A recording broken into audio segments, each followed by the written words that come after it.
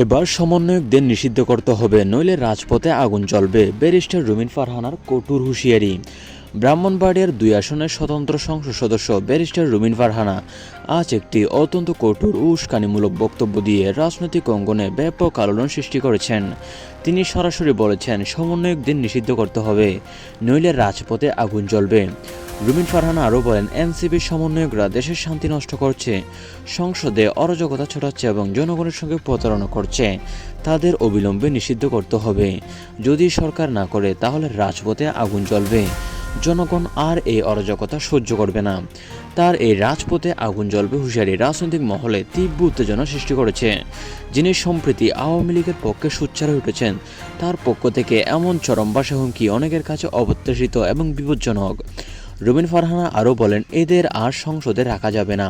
নিষিদ্ধ না করলে জনগণ রাস্তায় নেমে প্রতিবাদ করবে এবং আগুন জ্বালাবে। এদিকে এনসিপি নেতৃত্বের পক্ষ থেকে এখনও কোনো আনুষ্ঠানিক প্রতিক্রিয়া আসেনি। সামাজিক যোগাযোগ মাধ্যমে নেটিজনদের মধ্যে তুমুল বিতর্ক চলছে। কেউ রুমিন ফারহানার বক্তব্যকে সাহসী বলছেন, আবার কেউ এটাকে উস্কানিমূলক, বিপজ্জনক বলে সমালোচনা করেছেন। বিএনপি সরকারের আমলে এনসিপি নিষিদ্ধ হওয়ার পর এখন ব্যারিস্টার রুমিন ফারহানার মুখে রাজপথে আগুন জ্বালানোর হুঁশিয়ারি দেশের রাজনৈতিক পরিস্থিতি আরও উত্তপ্ত সংঘাতময় করে তুলেছে। এই হুঁশিয়ারি পরিণত হয় এবং সরকার কী পদক্ষেপ নেয় তা এখন সময় বলে দিবে।